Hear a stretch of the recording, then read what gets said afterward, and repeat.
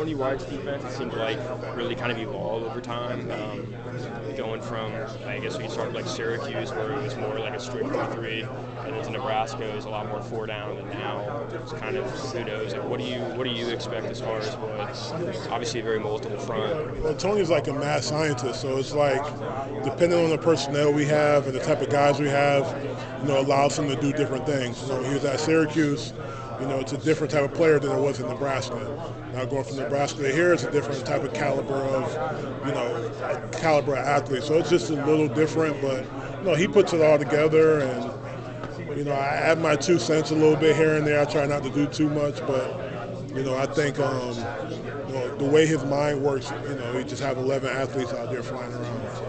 How much more versatile, if that's a big goal of this defense, how much more versatile can it be with a higher ceiling or higher caliber of athlete, like at all positions, and kind of seeking that sort of positionless thing that you're talking I about? think when speaking outside of the front, when you have dynamic DBs like we have here that can blitz, that can cover, that don't mind being on the island, that love to tackle, that's what Tony loves. He won't tell you it, but he's a DB guy at heart. He doesn't really care what we do up front as a D line until something happens bad. But when you have when you have guys on the back end that can just be out there on the island by themselves, it's hard to play against this defense. I'm not sure if either of them asked you, but Daryl being back, I know you called that a huge win earlier in this year, but how has he approached tour duty? How has he approached everything? And everyone has been saying, by all accounts, he's been a great leader and resource. What have you seen from him? He's been great. He's in great shape. Body looks good. One of the few guys on the team that are under turquoise jersey on tour duty.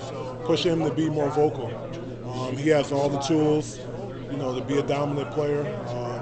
I think, me personally, I feel like he's the best defensive tackle in the country. So it was obviously great to have him back, it's a blessing because he trusts me, and that's what it was initially. Him trusting to come back, knowing he could have came out this year and been a second-round draft pick, but trusting that there's a lot of things that he can still improve his game, and Coach Odell's done a great job with him, and I'm just going to take his tools and sharpen them. You know what I mean? And with this defense, he's going to make a lot of plays. He can show his versatility. He'll be able to line up anywhere, but he'll prove that he's one of the best players in the country. What are some of those areas where he's looking to improve? Just being dominant down in, down out. You know what I mean? Being out consistently effective on third down. Making more plays in the backfield on run downs, and I think just his preparation and his pre-snap awareness, because a lot of guys, NFL players, great players, they make the play before the play even happens because of their preparation and their mindset. So just teaching him how to be more of a student of the game, tuning his mind, and just this is probably going to be his toughest spring, because I'm not gonna let up on him on every single play, every single detail. So I'm expecting him to make every play. That's going to be the mindset. That's going to be the challenge for D-Jax. You mentioned his versatility being a strength, obviously, but him kind of basing out around the nose. Do you think that kind of especially complements his skill set?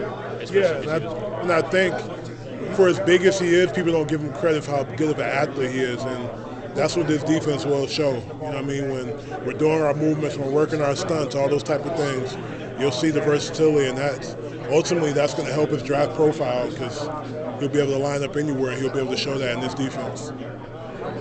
James, how close is he, do you think, to unlocking, becoming what he possibly could be as like an every down kind of lineman, or do you want to keep him in the role that you use? He's there.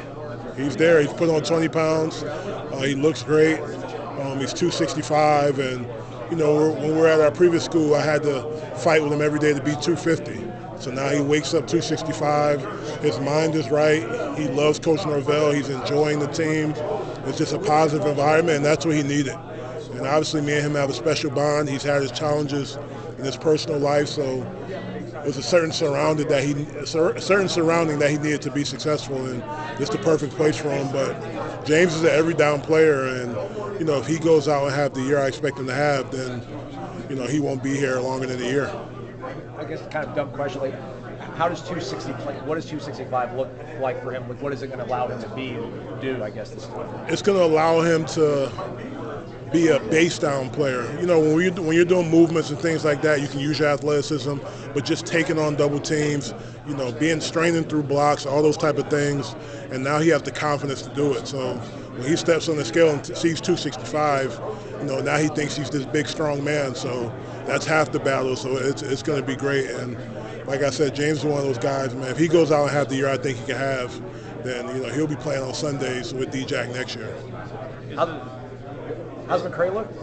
He looks great. He looks great. His body looks great. You can tell he's a true professional. How he prepares, how he takes care of his body. He asks a lot of questions in the meeting room. And how quick he picked up the playbook put a lot of pressure on other guys to be more prepared. So, you know, his leadership is shown in all different type of places. And, you know, the D-line room always has big personalities. And, you know, I got my hands full with the group I got, but I'm probably the biggest personality in there, so I don't mind. And, you know, as a position coach, you want your players to take on your DNA. So we're going to be a tough group. We're going to have a good time. We're going to have a great time. But, you know, I'm not going to take any crap or, you know, allow any softness in that room. So we're looking forward to handling business. You know, DB coaches, if you ask them if this guy's a good cover corner, they're like, well, he needs to tackle well too.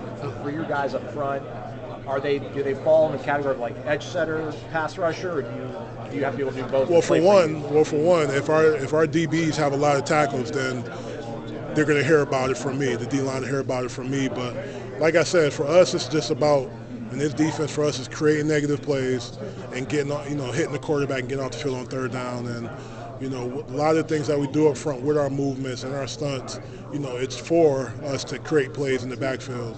And, you know, on third down, you know, you want the D coordinator to be comfortable to, you know, go out there and call a man and let the D-line rush or call base coverages, you know, because when he starts blitzing safeties, that's kind of a shot at the D-line. So if we could just go out there and rush 4 and rush 5 and do what I think we're capable of, then, you know, it makes everybody's job easy. Do you think a goal with James' weight gain, just like, do you think the idea behind that is large, is where he can like be like a 3-down D lineman too? Maybe that's not so Yeah. So the thing was with James was the maturation for him was not taking him off the field. Like if we're playing like a Boston College or a team that likes to run the ball, you know what I mean? Last year when we played Iowa, James didn't play unless it was third down. Right? If we played Rutgers, he didn't play unless it was third down. But now he's like, you know what, Coach, I want to be an every down player. And he's really put his mind to that. And like I said, he has great support around him here.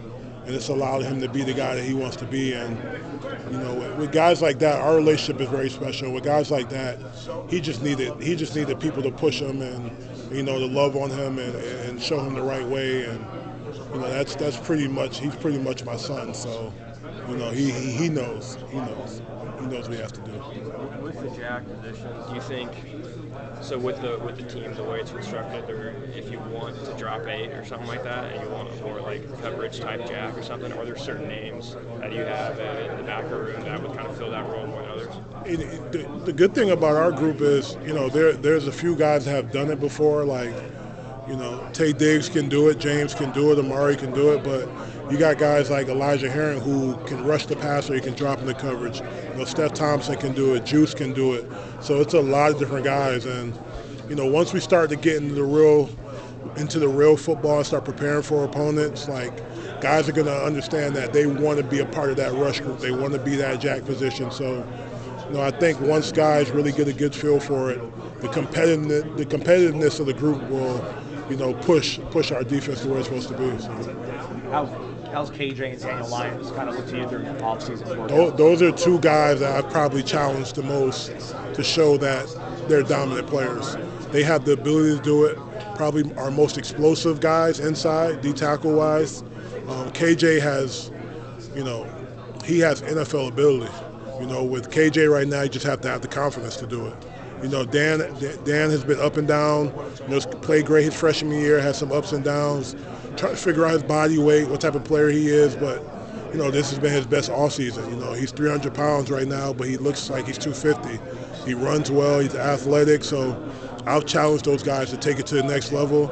And just like D-Jack, those are probably two guys that, You know, if you're at practice, I know you guys can't be at practice, but if you're at practice, you probably, you know, you'll have to bleep it out a lot because I'm going to be getting after those two, for sure.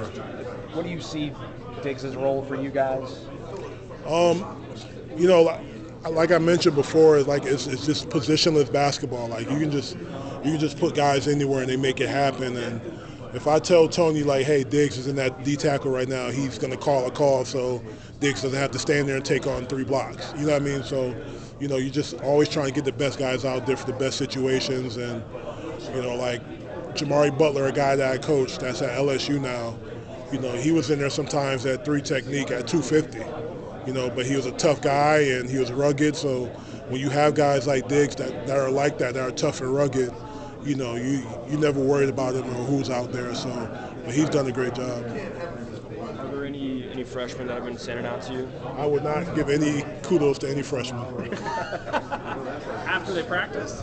Never. Not until they make a play, because our freshmen, listen, I can't give them I can't give them anything right now. Nothing. But I'm happy they're showing up every day. They're on time. They're doing what they got to do.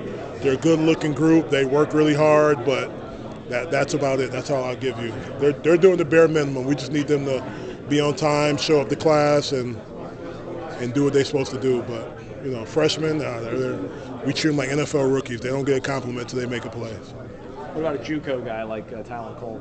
Same thing. JUCO, he got his years back, so he's a freshman. I love that case, by the way. Oh, really? That's right. You're from Connecticut. Yeah, let's go back to back. We've heard a little from James. I think we saw a video of James after a game last year at Nebraska talk about his relationship with you. I guess, what is your perspective on what that, and how much excited are you to get to keep coaching him even at a new school? You know, that was the Rutgers game, and that last possession of the game, he literally had a sack every play. And it was just a lot of emotions because just what he went through, you know, in his personal life, how much I've been involved in it, how much he's won at that moment. And it was happy tears, and I was just so happy for him. Even when he came here, it was his first time on scholarship. And when I called him, I was like, hey, come to Florida State. Like, we were on the phone in tears because he comes from nothing. You know, his family, you know, parted ways with him in the middle of college. So he was just, you know, he didn't have family, he didn't have that, and you know, our relationship became really close, and that's what college football is about. That's what it's about as a coach, and you know, I'm excited about it, and you know, he knows that now that we're family, I can coach him a little bit harder now. So, like I said, I'm excited about James, and he's a guy that he still has a chip on his shoulder, and he wants to prove that he's the best edge rusher in the country, and you know, he's working towards that. Do you feel like, with all of those challenges that he's overcame, and you mentioned you guys are crying on the phone with the scholarship, is it almost a freeing feeling for him to allow him to pursue that, like you said, kind of like, I want to show him the best edge rusher in the country. I've taken the steps. Now all I got to do is do it. Do you feel like he has that mentality right now? Right now, yes. But when, you know, everything happened is like personal-wise, you know, he didn't know how to respond to it. So when you talk to James, and he always says, like, you know, I was broken, I didn't know what to do, like, he was lost. You know, he was showing up late to things, and I just stuck with him, and we developed a real bond, like a real father-son bond. And, you know, to this day, man, we just have a special relationship, and he'll never be able to get rid of me. So we're locked in, and, you know, he calls my fiance mom, he calls me dad, so it's you know, he has a special place in my heart, always will. So I'm happy for him, and he's happy, he's smiling all the time. And you know, the past 2 years before this, he was always moping and had his headphones on, but you know, he's doing a great job leading the freshmen. And like I said, he could finish my sentences when I talk and when I'm coaching. So the guys, you know, they usually gravitate towards that, like, hey, what does Coach Knight want from this or this? So you know, he's an extension of me. We talked to you, I think, right after Daryl announced he was coming back, and you talked about that maybe being the biggest transfer portal pickup of all or something like that. For sure. We've heard a lot about how aggressively he's attacked this offseason, I guess. What's been your perspective on the impact he's made in tour duty, in the weight room? When you got guys like that who could have went to the NFL and got drafted, you worry sometimes, like, when they come back, if they're going to be worried about themselves or do they want to be a leader? Are they only focused on their skill set or their process? But he's been great. He's been leading the young group. He's been pushing the group. He's been working hard. He's been an example in that set. So, like I said, me personally, watching the D tackles around the country and watching him play last year, he should be the first D tackle taken off the board in the draft next year. So that's the standard that I have for him. That's the standard that he has for himself, and so far so good.